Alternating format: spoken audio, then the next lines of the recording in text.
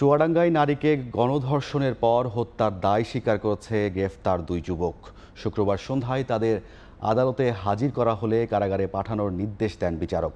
Police জানায়, গত 14 November সকালে চুয়াডাঙ্গা সদর উপজেলার ওয়ালমারি গ্রামের মুন্নি নামে এক তরুণীর লাশ উদ্ধার করে পুলিশ।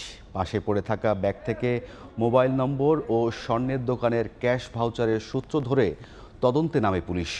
তথ্য প্রযুক্তির ব্যবহার করে হত্যায় জড়িত মানিক আলী ও তার চাচাতো ভাই মইদুল পারভেজকে শনাক্ত করে। শুক্রবার ভোরে পৌর এলাকার শেখপাড়া এলাকায় থেকে তাদের গ্রেফতার করে জেলা গোয়েন্দা পুলিশ। আসামিরা 144 ধারায় জবানবন্দিতে হত্যাকাণ্ডে জড়িত থাকার কথা স্বীকার করেছে বলে জানিয়েছে পুলিশ।